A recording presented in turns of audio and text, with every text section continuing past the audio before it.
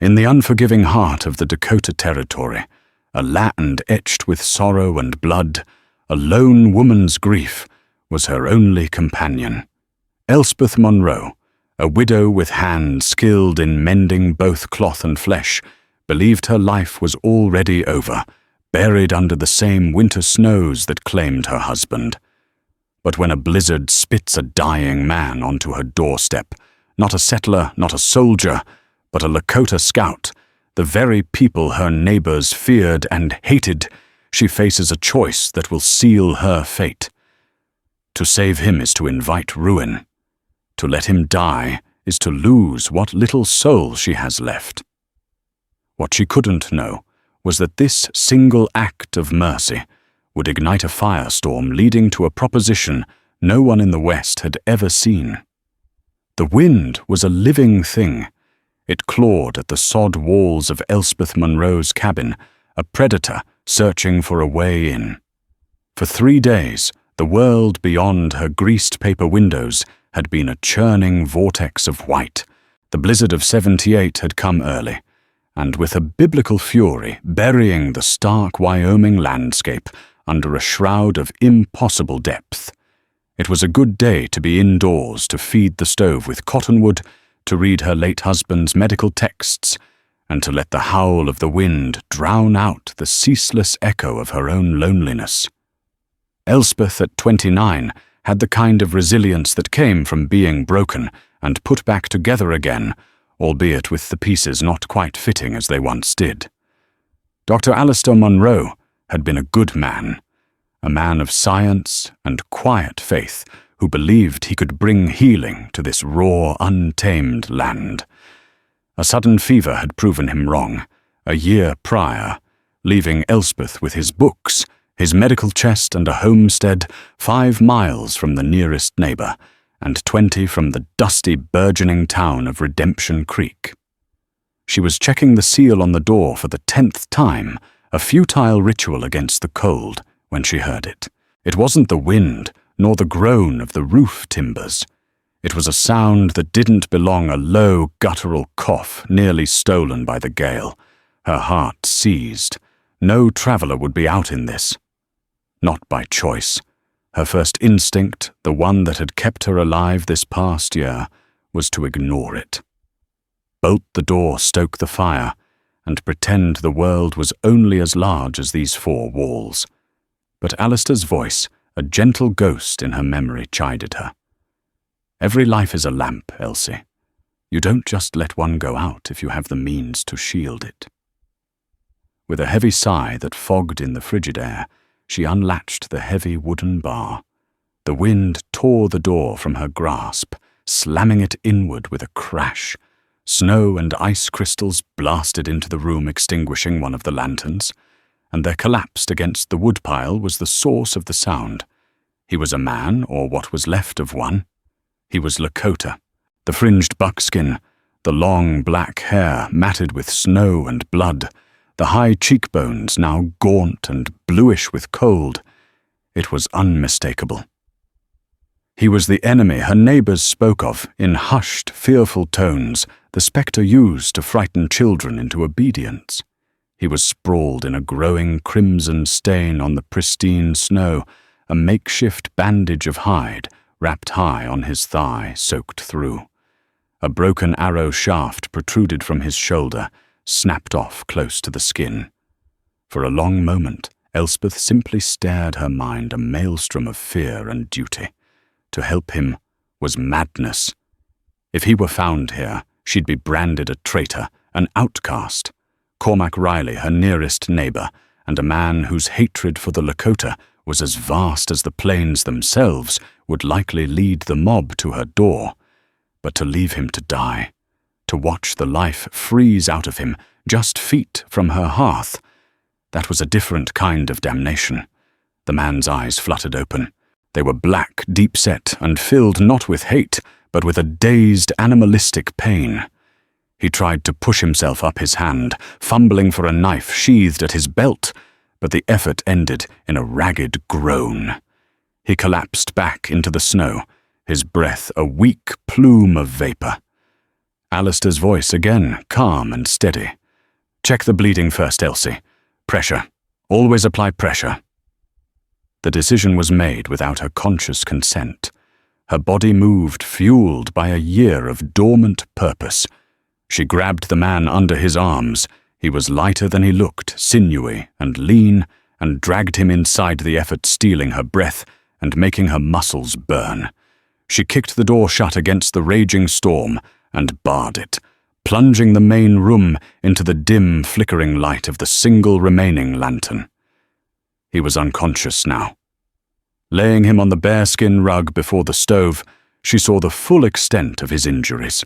The leg wound was a vicious gash, long and deep, likely from a fall or a glancing shot. It was the arrow in his shoulder, however, that was the most immediate threat. It was lodged deep in the muscle, perilously close to the arteries of his neck and chest. Her hands, which had trembled with indecision moments before, were now steady. She was no longer Elspeth Monroe, the grieving widow. She was Dr. Monroe's assistant, his student, his legacy. She fetched the medical chest. Inside instruments lay nestled in velvet scalpels, forceps probes all kept meticulously clean. She stoked the fire until it roared, placing a kettle of water on to boil. She tore strips from a clean linen sheet, her last good one. The man's breathing was shallow. His skin was feverish to the touch, despite the cold that clung to him. Sepsis Alistair would have called it. Blood poisoning. If she didn't act, the infection would kill him before the blizzard even broke. First the arrow. She cut away the stiff, blood-soaked buckskin shirt. The skin around the entry point was swollen and angry. Probing gently with her fingers, she could feel the arrowhead, a wicked-looking piece of sharpened flint lodged against bone. It wouldn't pull out. The barbs would tear him apart from the inside. It had to be pushed through. She took a long, steadying breath, whispering a prayer to a God she wasn't sure still listened. "Forgive me," she murmured, as much to herself as to the unconscious man. She poured a generous amount of whiskey from Alistair's personal flask onto the wound and her scalpel. The man flinched, his body arching in a silent scream. But he did not wake. Gripping the scalpel, she made a swift, deep incision on the other side of his shoulder, where the tip of the arrowhead bulged beneath the skin. Dark, sluggish blood welled up. Then came the grimmest part. Taking the broken shaft in one hand and placing a block of wood under his shoulder for leverage, she pushed.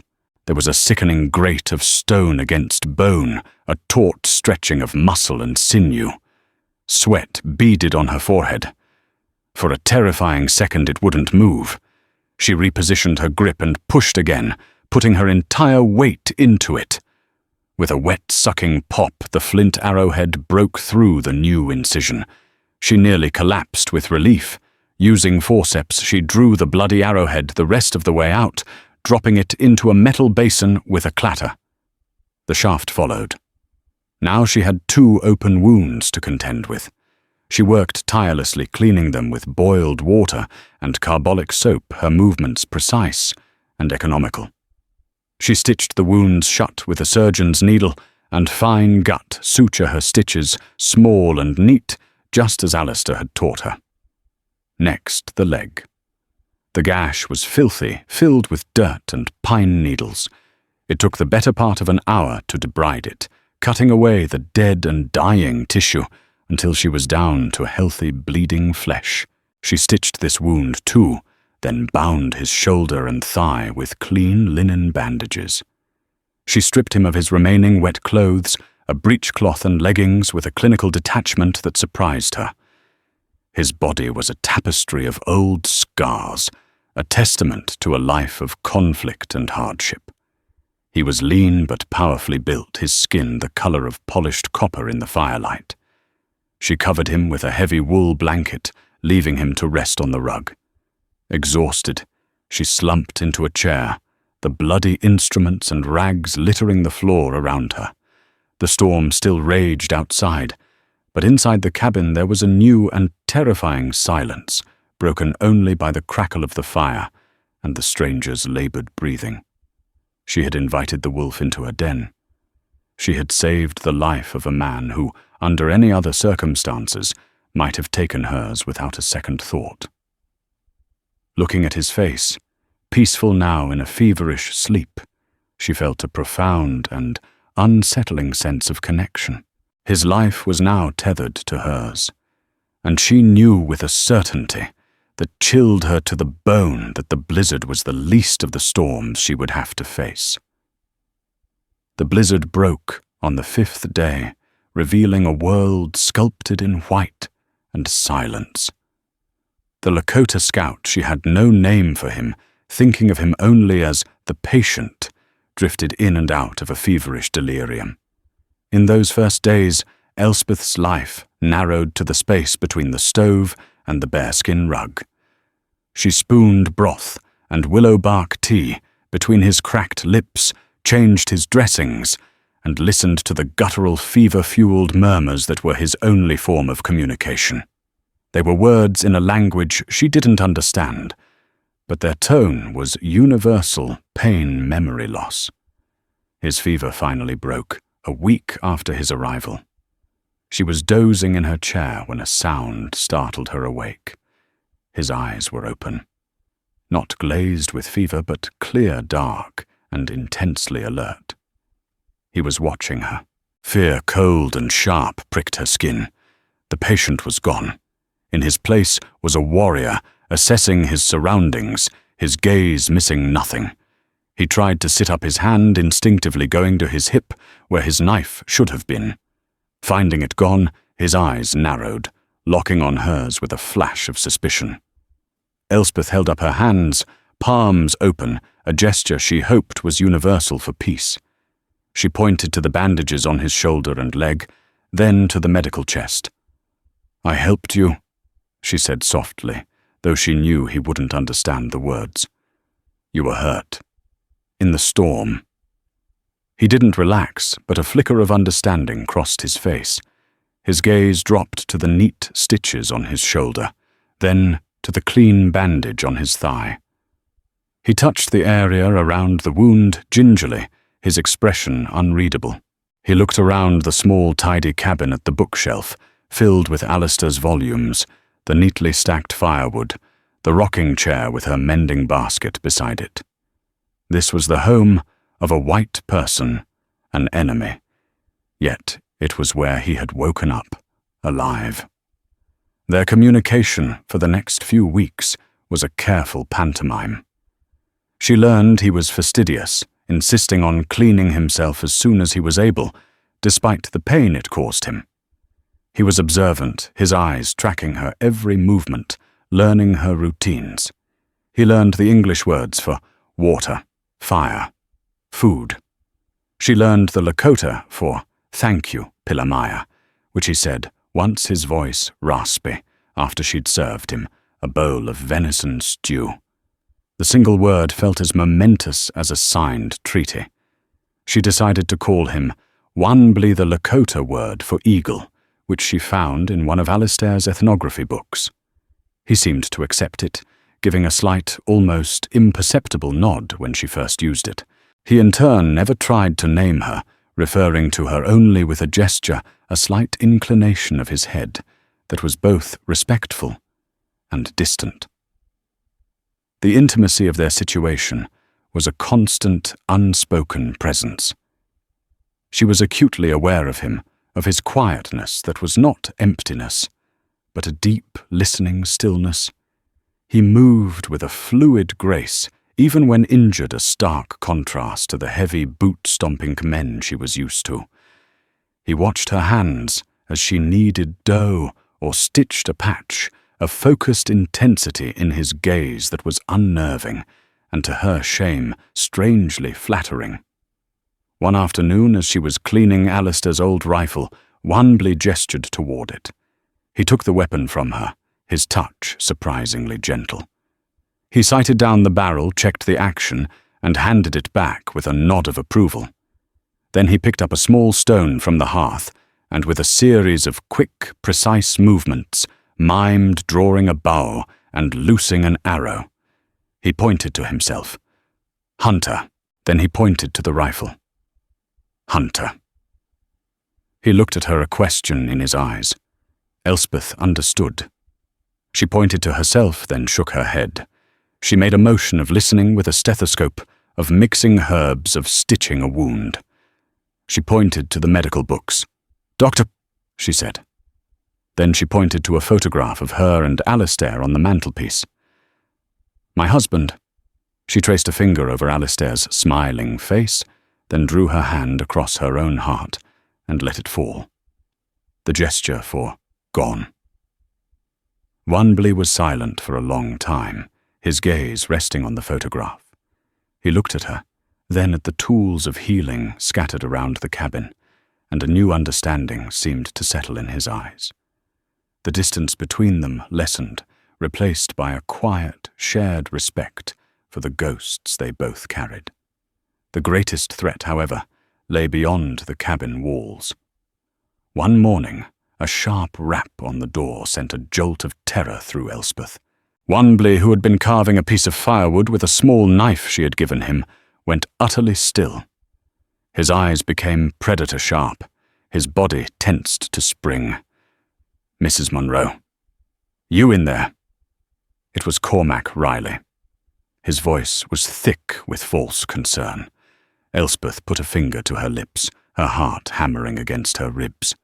Wanbley slid from his chair to the floor, moving with silent speed into the small, curtained-off alcove where her bed was.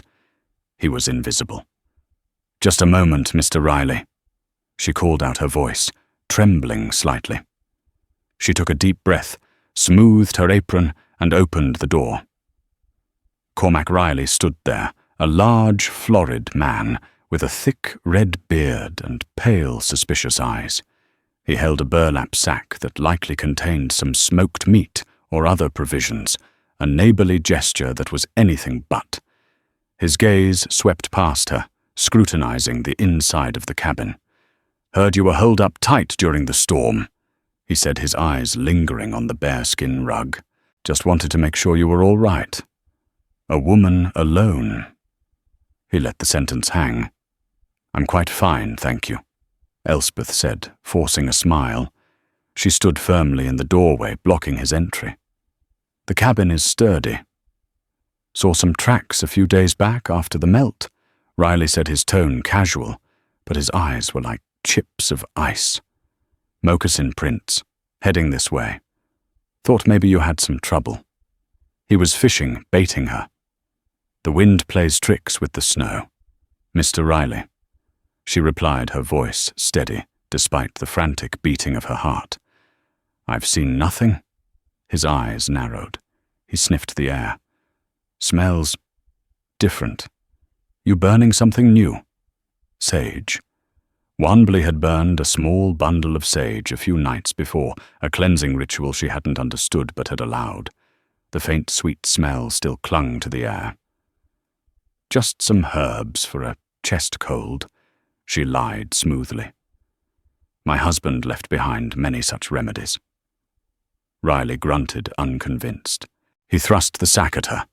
"Well, you keep that rifle of the docks loaded. The Cheyenne are restless, and the Lakota, well, you know, an arrow finds a white woman's back just as easy as a man's." The veiled threat was clear. He was warning her, reminding her of her place, of the dangers that he believed he was protecting her from.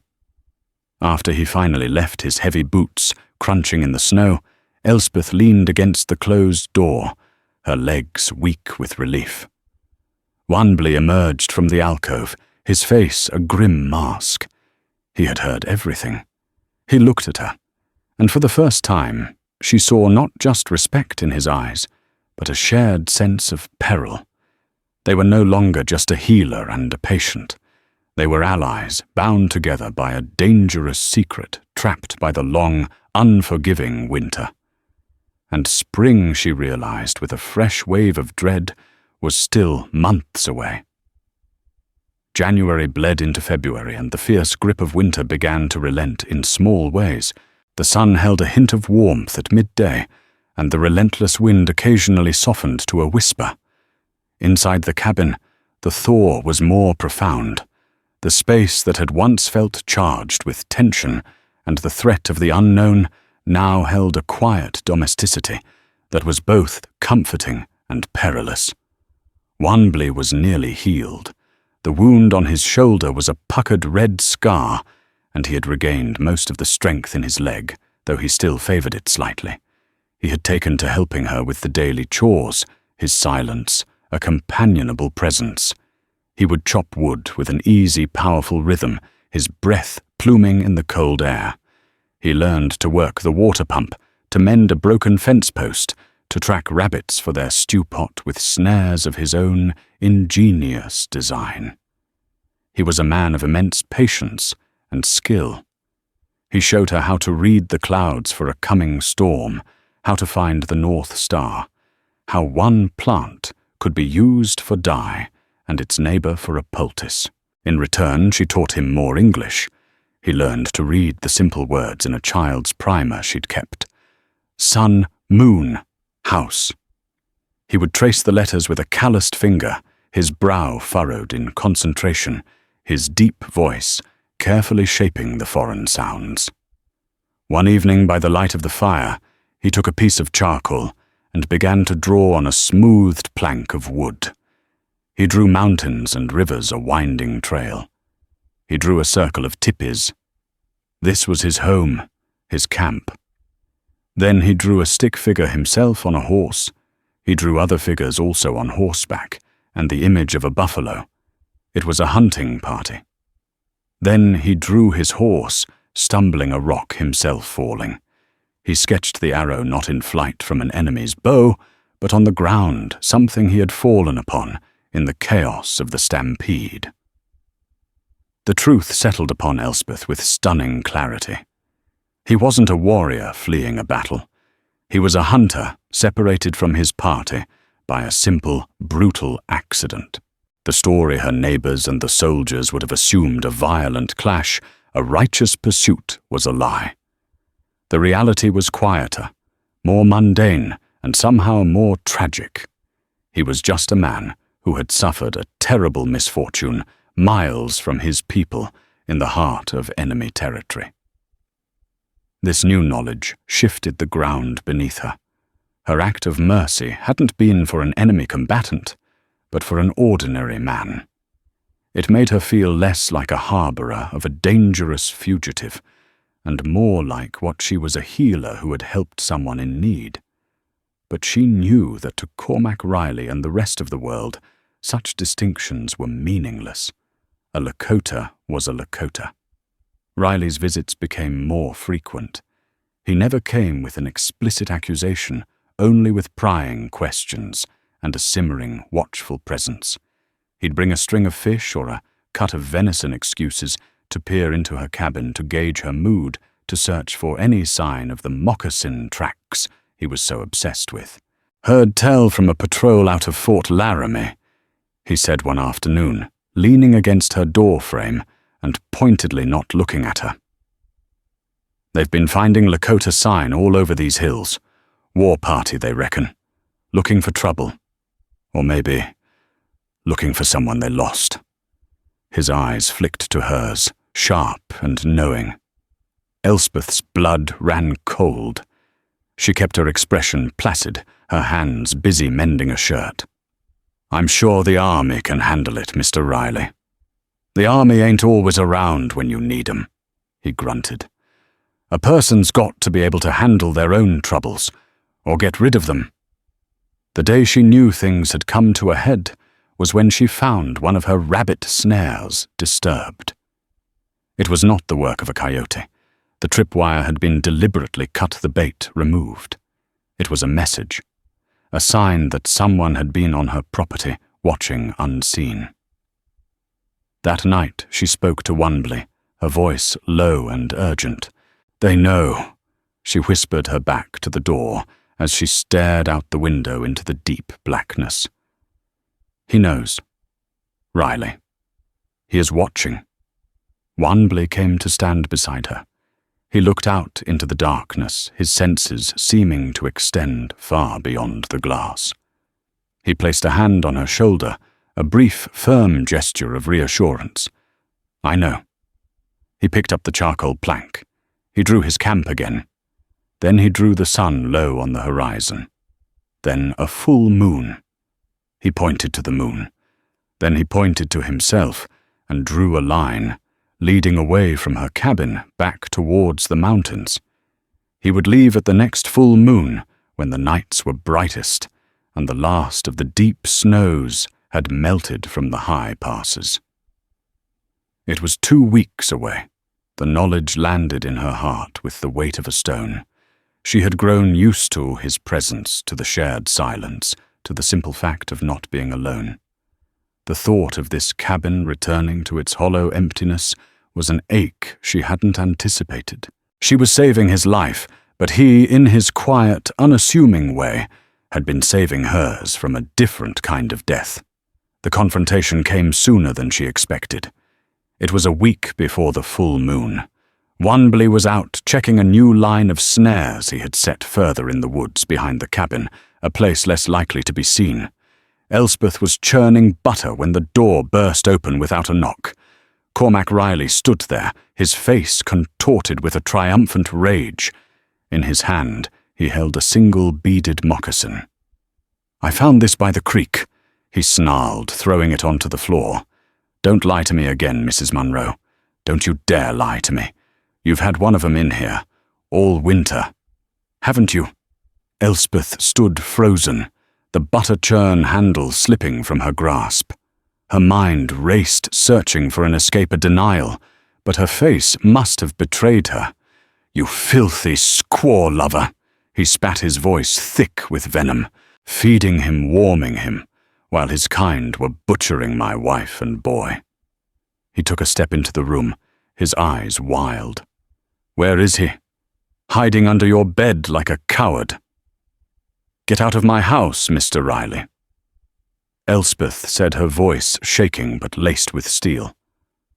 "I'll get out when I've dragged his carcass out with me." He sneered, his hand moving to the large pistol holstered at his hip.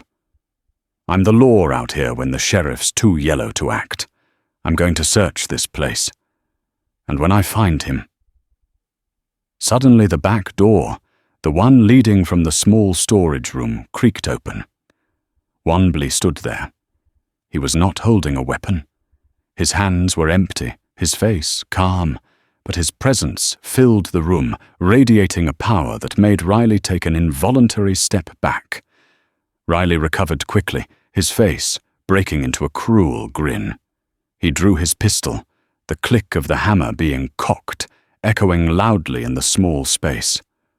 "Well, well," he breathed, his eyes gleaming with hatred. "Look what the cat dragged in. I knew it. On your knees, savage. I'm going to enjoy this." Wanbley did not move. His eyes were fixed on Riley, but it was not a look of fear. It was a look of profound, almost pitying contempt. He took a slow, deliberate step forward. "I said on your knees!" Riley screamed, his voice cracking. Before he could fire, before Elspeth could even scream, a new voice cut through the tension, sharp and authoritative. "Put the weapon down, Cormac." Sheriff Brodie stood in the open front doorway, a shotgun held loosely in his hands. He wasn't alone. 2 deputies were behind him, their expressions grim. Riley stared, dumbfounded. "Sheriff, what are you doing here? This is my business. He's a Lakota." "I got a telegraph 2 days ago," Sheriff Brodie said, his eyes never leaving Riley. "From Fort Laramie. The Lakota sent a runner under a peace flag. They're not on the warpath, Cormac. They're looking for a lost hunter, a man named Wanbley, the son of their chief, Mato Sapa. Seems he had an accident during a buffalo run back in the fall." The sheriff's gaze flickered to Wanbley, then to Elspeth. "They said he was last seen heading into a great storm in this direction. They were afraid he was dead." Riley's face went slack, his triumphant rage collapsing into confusion. The story that had fueled his hatred, the justification for his violence, was falling apart. "Now I'll say it one more time," the sheriff said, his voice dropping to a dangerous low. "Put the gun down." Riley, his eyes wide, slowly lowered the pistol.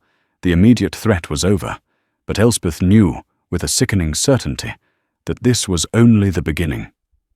The secret was out, and the whispers on the wind were about to become a roar. The days following the confrontation were thick with a tense, oppressive quiet. Sheriff Brody had escorted a sullen Cormac Riley back towards Redemption Creek, leaving Elspeth and Wanbley in a state of limbo. The secret was no longer theirs alone. It belonged to the law and, by extension, to the entire territory. Elspeth felt exposed, as if the walls of her cabin had been stripped away, leaving her vulnerable to the judgment of a world that could not understand. Wanbley was due to leave. The full moon, the celestial appointment he had made with himself, was only a few nights away. They both knew it. The knowledge sat between them, a heavy, unspoken truth. He spent his days preparing his movements methodical and imbued with a sense of purpose. He repaired the moccasin Riley had thrown to the floor, his stitches as neat as her own.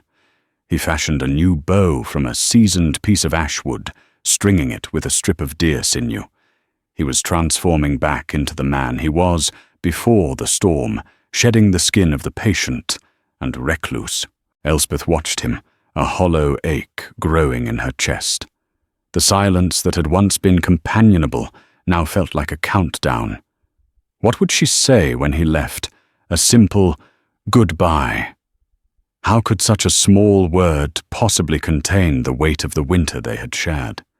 He had saved her from a crushing loneliness, and she had saved him from a frozen death. Their lives were interwoven in a way that transcended language and culture, yet they had no words for it. On the morning of his departure, the air was crisp and clear. A Chinook wind had blown through, melting the last stubborn patches of snow and leaving the earth smelling of damp soil and new life. It was the smell of spring, of endings and beginnings. He stood by the door dressed in the buckskin she had painstakingly cleaned and mended. He carried the new bow and a small pack containing dried meat and a water skin. He looked like he belonged to the mountains, to the vast open spaces beyond her small patch of cleared land. He turned to her. His dark eyes held a depth of emotion she had never seen before. He reached out not to touch her, but to gently graze the wood of the doorframe beside her head. It was a gesture of farewell to the cabin itself, to the place of his shelter and healing. "Elspeth," he said, her name. He had never spoken it before. The sound of it in his deep, quiet voice was both a shock and a strange comfort. "Wanbley," she replied, her voice thick. He said something then, a short phrase in his own language. The words were musical and soft. He must have seen the lack of understanding in her eyes, because he then used the simple English he had learned. "You have," he began, searching for the words, "a strong heart." "A good heart." He touched his own chest. "My people will know of you." And then he was gone. He walked away without looking back, his figure growing smaller and smaller against the backdrop of the rolling foothills, until the landscape swallowed him completely. Elspeth stood in the doorway for a long time, the empty space he left behind, a physical presence in the room. The silence that rushed in was absolute, profound. She was alone again. 2 weeks passed. Life fell into a new hollow rhythm. She tended her garden, mended her clothes, and read Alistair's books.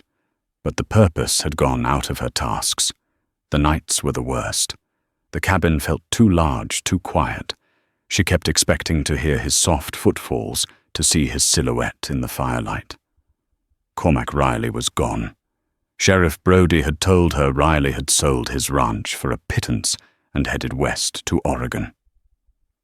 "Some men," the sheriff had said, spitting a stream of tobacco juice, "can't live without their hate. When you took that away from him, you took everything." Elspeth felt no triumph, only a weary sadness. Her isolation was now complete. When she made her monthly trip to Redemption Creek for supplies, the whispers followed her like a shadow. Faces turned away. The store owner who had once greeted her with a smile now counted her change in stony silence. She was the Lakota lover, the woman who had harbored a savage. She had crossed a line, and in the rigid, fearful society of the frontier, there was no coming back. She was considering selling the homestead, perhaps moving back east to where she might be anonymous when she saw the riders. They appeared on the horizon at dawn, not as a war party, but as a slow, deliberate procession. There were perhaps a dozen of them, sitting tall on their ponies, their silhouettes dark against the rising sun. They were not painted for war. They carried no rifles, only lances, adorned with eagle feathers that fluttered in the morning breeze. Fear a familiar old friend clenched her stomach. She ran inside her hand, going to Alistair's rifle, the one Wanbley had approved of. She barred the door and watched through the window as they approached. They stopped a respectful distance from the cabin, dismounting in unison. One man walked forward alone. He was older, his face, a noble mask of weathered lines, his long hair streaked with grey. He wore a magnificent headdress of eagle feathers that trailed down his back. Beside him, walking with the same proud bearing, was Wanbley. Elspeth's heart stopped. Wanbley looked different. He was dressed in ornate beaded leggings and a shirt that bespoke high status. He looked stronger, more confident. He was home. The older man stopped and raised a hand, palm open. Wanbley stepped forward and called out to her. "Elspeth, do not be afraid. This is my father, Matosapa. We come in peace." Her hands trembling, she unbarred the door and stepped outside, shielding her eyes against the morning sun. She stood on her small porch, a lone woman, facing a delegation of Lakota chiefs. Matosapa spoke, his voice a low, powerful rumble that carried across the yard. Wanbley translated his English, careful and formal. "My father says the spirits are good to us this day," Wanbley began. "He says that for many moons our hearts were on the ground. His only son was lost to us. We searched, but the great storm came, and we thought the winter spirits had claimed you." He paused, his eyes meeting hers. "I told them of the woman with the strong heart. I told them of the white doctor's widow, who fought the fever spirit for me, who pulled the stone tooth from my shoulder, and who hid me from the man with hate in his eyes. I told them you gave me back to life." Matosapa spoke again, a long, solemn speech. He gestured to her cabin, to the mountains, to the sky. "My father says that such a debt cannot be paid with horses or hides," Wanbley translated, his voice dropping slightly. "He says that an act of such courage, an honor so great, must be met with an honor to match it. He says that a woman with a spirit so strong should not be left alone in a hostile land. He says that his people would offer you protection, a place in our lodges, a home among us." Elspeth stared, trying to comprehend the magnitude of what was being said. This was not just thanks. This was an offer of alliance, of kinship. Then came the final stunning part of the translation. Wanbley looked away from her towards the horizon as he spoke the words. "To bind our peoples, and to honor you as you deserve," he said, his voice barely above a whisper. "My father, Chief Matosapa, asks if you will accept me, his son, as your husband." The proposal hung in the still morning air, as shocking and surreal as the blizzard that had started it all. It was not a question of love or romance, but a treaty offered between two worlds presented in the form of a life.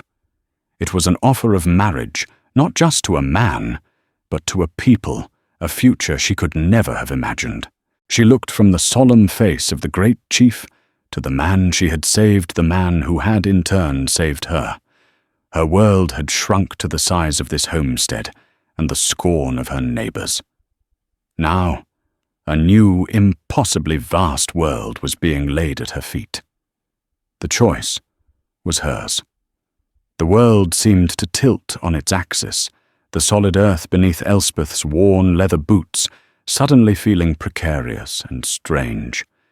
The words of the proposal, spoken by Wanbley, but authored by his father, echoed in the vast space between her small, lonely cabin and the silent delegation of Lakota warriors.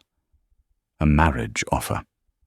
It was so far beyond the realm of possibility that for a moment she wondered if she had fallen into a dream induced by sunstroke or a profound grief-stricken madness. She looked at the men before her. Their faces were impassive, carved from stone, and patience, their dark eyes watching her, waiting. They were not seeking an answer born of passion or romance. This was a negotiation of states, a treaty offered to a party of one. They were offering her a kingdom in exchange for her exile. They were offering her a people. Her gaze shifted to Matosapa. The chief's eyes were not hard, but held a piercing wisdom. He looked at her, not as a prize or a pawn, but as a sovereign entity whose power he acknowledged. He had seen her strength not in wielding a weapon, but in mending a wound. In a world that valued killing, he was honoring her for healing. It was a philosophy so contrary to everything she had known in the white world, it staggered her. Then she looked at Wanbley. He stood beside his father, his gaze fixed on a point just past her shoulder, as if he could not bear to watch her face as she processed the impossible choice. In his averted eyes, she saw the truth. This was his duty, an obligation, born from the life she had saved. But was that all she remembered, the quiet evenings by the fire, the shared labor, the moment he had spoken her name for the first time?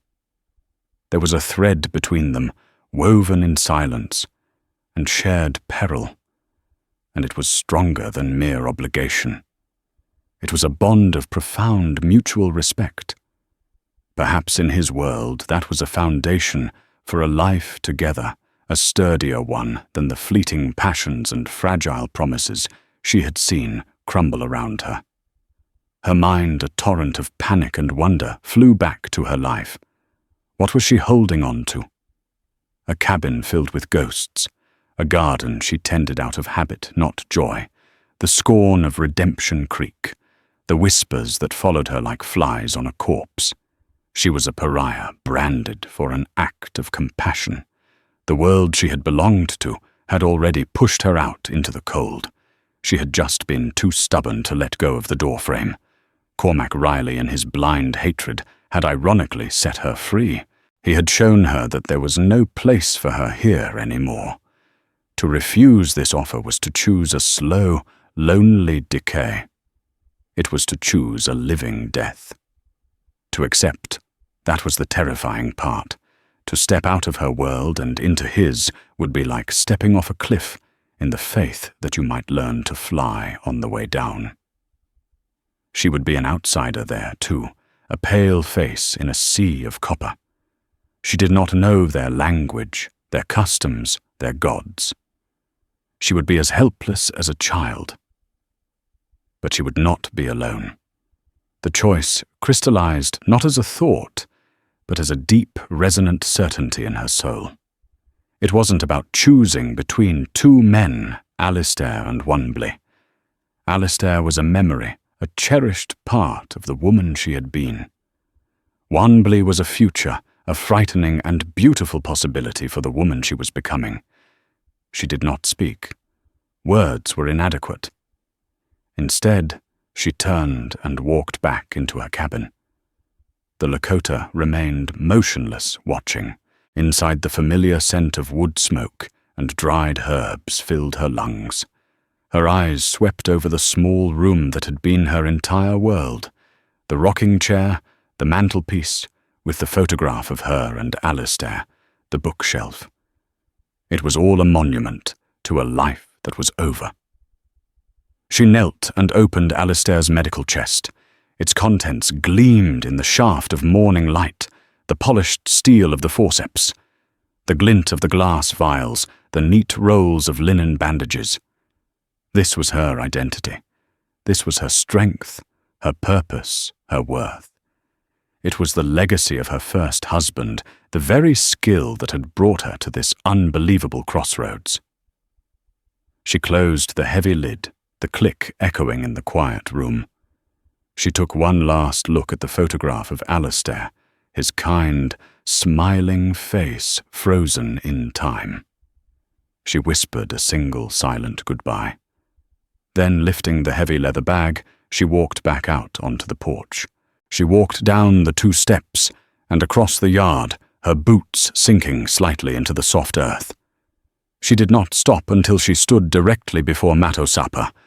He was taller than she was, and she had to tilt her head back to meet his gaze. With a steady hand, she held out the medical bag. Matosapa looked at the bag, then at her face. He understood. This was her dowry. This was her acceptance speech. This was her oath. She was not coming empty-handed. She was bringing her medicine, her knowledge, her power. A slow, deep smile spread across the chief's weathered face. He nodded once, a gesture of profound respect. He did not take the bag from her. Instead, he motioned to his son. Wanbli stepped forward, his eyes finally meeting hers. The relief in them was a palpable wave. He took the medical bag from her, his fingers brushing against hers. The touch was brief, electric, a spark of promise. He spoke a single word to her in Lakota, a word she didn't understand, but whose meaning was clear in his gaze. Welcome. One of the warriors led a gentle spotted pony forward. It was smaller than the horses she was used to, but sturdy and intelligent-looking. There was no saddle, only a thick blanket. Wanbli gestured for her to mount. For a moment, she hesitated, the reality of the moment crashing down on her. She was leaving. She was leaving everything. She turned and took one last look at the sod-walled cabin. It looked small and fragile now, a temporary shelter she had mistaken for a home. With a deep breath, she turned her back on it for the last time. Wanbli gave her a hand up onto the pony, his grip strong and sure. The journey began. They rode east towards the sacred Pahasapa, the black hills that rose like a fortress from the plains. Elspeth rode between Wanbli and his father, a position of honor and protection. No one spoke. The only sounds were the creak of leather, the soft thud of the pony's hooves on the turf, and the sigh of the wind through the new spring grass. The land that had once been her prison was now a path, each mile taking her further from the woman she had been. They rode for 2 days. In the evening they made a simple camp. She shared their food, dried buffalo meat and wild berries, and listened to the low musical cadence of their language around the fire. She was an island of silence, in a sea of sound, yet she didn't feel excluded. They would often look to her smiling, gesturing to see if she needed anything. Wanbli stayed close, a silent guardian, his presence a constant reassurance. Late on the afternoon of the 2nd day, they crested a rise, and Wanbli pointed. Below them, nestled in a valley carved by a winding river, was the camp. It was a sprawling collection of painted tipis, smoke curling from their peaks into the clear blue sky. The sounds of the village, the barking of dogs, the laughter of children, the rhythmic beat of a distant drum rose to meet them. It was teeming with life, a stark contrast to her years of solitude. It was beautiful and terrifying. As they rode down into the valley, people emerged from their lodges to watch them pass. Faces turned towards her, filled with a mixture of curiosity, awe, and suspicion. She was the white woman from the stories, the healer who had saved the chief's son. She was a ghost story made flesh. They stopped in the center of the camp where a large ceremonial fire was being prepared. The entire village seemed to gather, forming a great circle. Matosapa dismounted and raised his hands for silence. He began to speak, his voice ringing with authority. He told the story of the great storm of his lost son, of the woman who had faced down fear and prejudice to save him. He spoke of her courage, of the honor she had shown their people. Then he turned and beckoned for her to come forward. Trembling slightly, Elspeth slid from her pony and went to stand beside him, with Wanbli on her other side. The spirits have given this woman a strong heart and healing hands. Wanbli translated for her as his father spoke. She no longer has a people, so we will be her people. She no longer has a home, so our lodges will be her home. She will no longer be known by her white name, a name that carries the sorrow of her past. From this day forward she will be known to us as Winyan Waste. He paused and looked at her. It means good woman, he explained softly. Matosapa then took Wanbli's hand, and her hand, and held them up together for all to see. A great cheer went up from the crowd, a wave of sound that washed over Elspeth, not with hostility, but with welcome. Winyan Waste. A new name, a new life. Standing there, her hand in Wanbli's, the setting sun painting the sky, in brilliant hues of orange and purple, she looked out at the faces of her new people. She did not know what the future held, what trials awaited her. But for the first time in a very long time, she was not afraid. She was home. Elspeth stood on the precipice of two lives. Behind her lay the lonely ghost of a past. She understood a world of fences, scripture, and suspicion that was now casting her out. Before her stood a future as vast and unknown as the plains themselves, a life of motion of different gods and different laws, offered by a man whose language she barely spoke, but whose heart she knew. Her yes would not be a romantic whisper, but a declaration of war on the world she was leaving behind. It was the most terrifying and the most liberating choice a person could make. What is true courage? Is it facing the dangers you know, or embracing a future you can't possibly predict? Her story reminds us that sometimes the greatest acts of bravery don't happen on a battlefield, but in the quiet, desperate chambers of the human heart. If this story of unexpected bonds and impossible choices moved you, please give this video a like, share it with someone who loves tales of the true West, and subscribe for more stories that dig beneath the dust of history. What would you have chosen in Elspeth's place? Let us know in the comments below.